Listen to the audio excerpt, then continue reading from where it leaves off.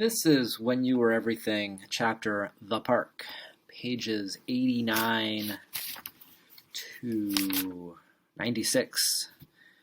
It's still a then. We're still in September. Needless to say, when we got to the park, I wasn't in the best mood. "Oh my God, Layla, where have you been all my life?" Sage asked, as if they hadn't left us. Valeria, Cadence, Melody, and Sloane all turned around at the sound of our approach, and I bit my bottom lip hard to stop myself from rolling my eyes. "Hey," Layla said coolly. She hugged each of them like she hadn't just seen them an hour earlier.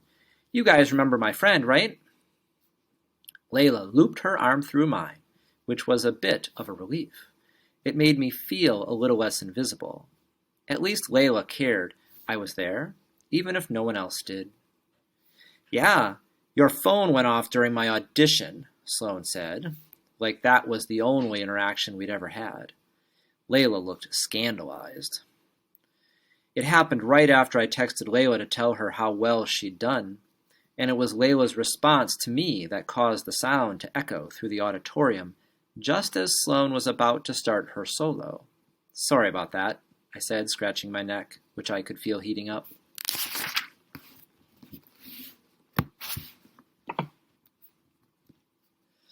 "It's cool," Sloane said, but it didn't sound like it was. "Chloe, right?" Sage said, tilting her head so her layered black hair fell to one side. She was wearing a thin silver headband, and I knew if my mother could have her way, this was how she'd want me to look. Contacts instead of glasses, pink nails instead of unpolished ones, relaxed hair instead of braids. Sage pulled some chapstick out of her pocket and put it on while she waited for me to answer, and the metal headband glinted in the sun. "Cleo," I said back. I could hear how unfriendly my voice sounded. To be honest, the Chloe mistake was a common one. But I couldn't hide how little I wanted to be there, how much I didn't care to talk to these girls whom my friend seemed desperate to impress. "Right," Sage said, smacking her lips. She didn't apologize for getting it wrong. We clustered together right near the fountain, talking about music and feminism, how much we hated the president and boys. Sage said she liked my braids, and Cadence asked me where I'd found my crazy cool boots, and Valeria asked how I'd gotten so into jazz-age music. Layla was in the middle of it all, cracking jokes and being cynical as the girls laughed and touched her shoulders. I felt happy for her. They seemed to get her. They liked her in the exact way she wanted them to, without being a different version of herself. I smiled at how they all seemed to be welcoming her into their fold, and after a while I was laughing and enjoying myself too. I didn't feel as out of place as I expected, and I, surprisingly, felt a little guilty about not wanting to come out in the first place. Even though it was September, the weather was still sunny and warm. There was a guy with a huge bucket of soapy water blowing giant wobbly bubbles that little kids and dogs chased and popped. There were people tossing coins into the fountain water, closing their eyes and making wish after wish. Tourists were everywhere. I slipped out of my denim jacket and stepped closer to the chorus girls. Maybe my problem with them was all in my head. Just then, Sloane pivoted toward me and said, "So, how did you and Layla, become friends?" She tilted her head and smiled, and up close I could see that her red hair made her cheeks seem rosier than they really were. She still looked innocent and sweet, her braces shiny and bright when she smiled. But then she added, "You two are just so different." There was nothing inherently mean in the question itself, but it landed hard and heavy on my shoulders. I could tell this was a test. It was her way of asking me to prove something, though what, I wasn't sure. "We met at a barbecue right before we started middle school," I said. I was sad, and Layla hung out with me the whole afternoon. She made me feel better. I looked up at her. She's good at that. And after that summer, we were kind of inseparable. We had each other's backs no matter what. Layla grinned and looked down at me. Yup, and we're really not that different, Sloane. You just don't know Chloe like I do. Sloane seemed unimpressed. Huh, she said, and it sounded like, that's it? Or maybe, that's nothing. But it was everything to me. My skin suddenly felt too tight, and I didn't want to be standing so close to her. I took a step back.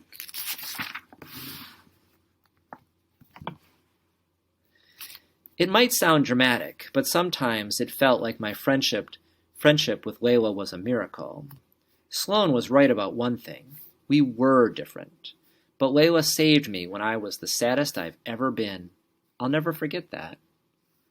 When my phone buzzed, I took it as an opportunity to move away from Sloane's dismissal.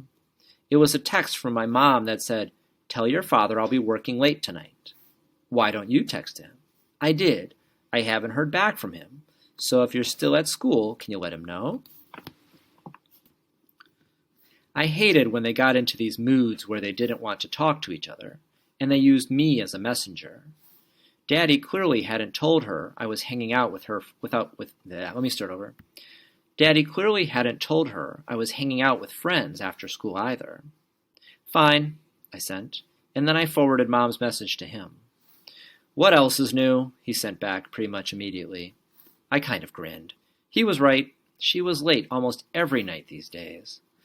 My phone buzzed again with another message from my dad. Daddy-daughter pizza party? I sent him a dozen pizza emojis as a yes. Instead of walking back over, I sent a message to Layla. I'm kind of bored. Can we leave soon?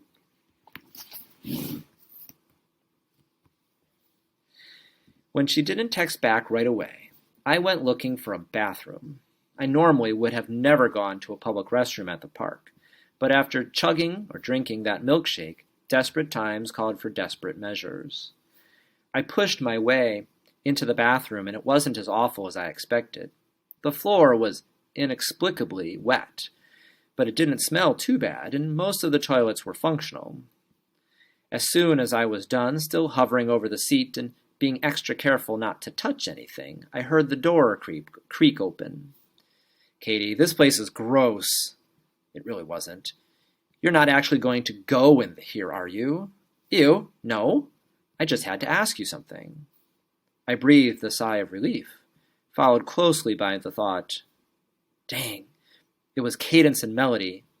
I didn't want them to know I'd just taken a pee in the bathroom they'd deemed unfit for human use.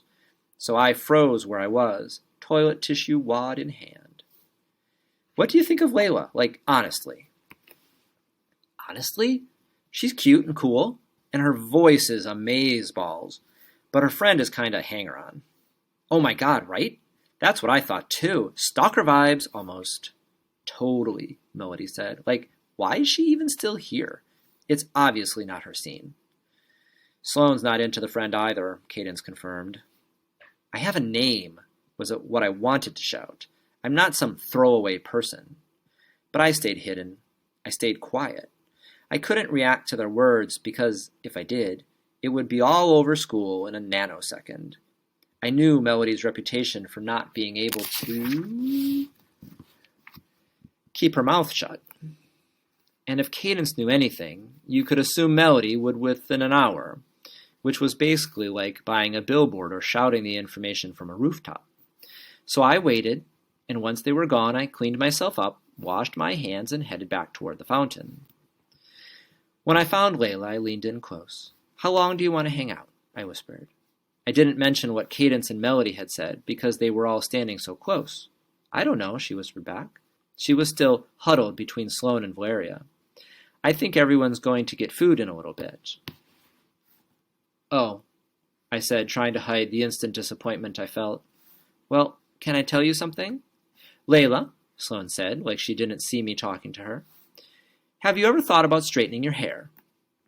Oh yeah, Layla said. I straighten it sometimes, but it takes forever. Sloane fingered a strand of Layla's fat waves. I wanted to slap her hand away. Oh, she said. but I'd never heard an "oh" that said as much as that one did. For a tiny second, Layla looked a little unsure of herself, maybe even hurt, but she recovered quickly. "I mean, it doesn't take that long," she said. Sloane shrugged, and I tugged at Layla's arm. "Bathroom," I whispered, and she finally peeled away from them to go with me. "Where does Sloane get off telling you how to do your own hair?" I said once we were back inside the restroom. Layla was standing in front of the sink and mirrors. "I don't know," she said softly. Layla was tugging at a few strands of her hair where they fell to loosely frame her face. She pulled 2 wide tendrils or lines straight, let them bounce back into place, then pulled them straight again. "You two are so different," I said nasally. "What was that about?" Layla shrugged. A second later she said, "Do you think it looks better straight?" On any other occasion, I would have given her my honest opinion that it looks good either way. That I like it best when she braids it into cool crowns and stuff, because I don't know how to do complicated styles. But because of Sloane's comment, I said, "It looks perfect just the way it is, Lay." Her reflection smiled at me in the mirror, but she didn't turn around. I stepped up to the sink, careful not to touch it.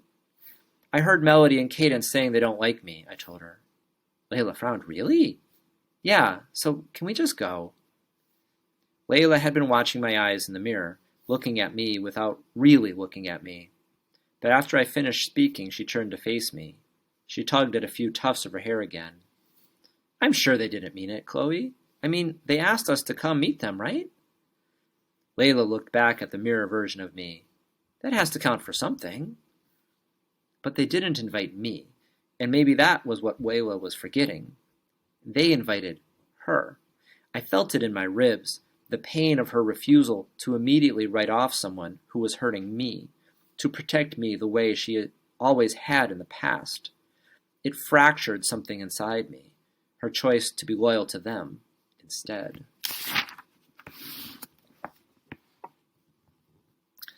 I didn't know what to say next, so I pushed open the bathroom door. When we got a little closer to the fountain, she looked down at me, then over at everyone else.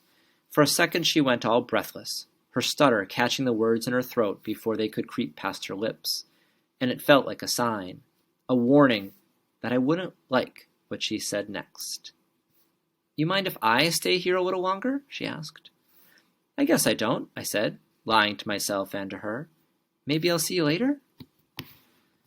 I said it like a question, but Layla didn't answer. She just smiled. And as I walked away alone, past the other girls, I waved goodbye, but my heart wasn't in it. "Bye, Chloe," Sage said enthusiastically. And someone else said, "OMG, Sage, it's Cleo." But I didn't look back to see who. "I didn't even invite her," I heard one of them say when they thought I was too far away to hear. I didn't turn my head for that either. I knew in my bones it was Sloane. A second later, I got a text from Layla. WYWE, or you over everyone. For the first time, I wasn't sure I believed her.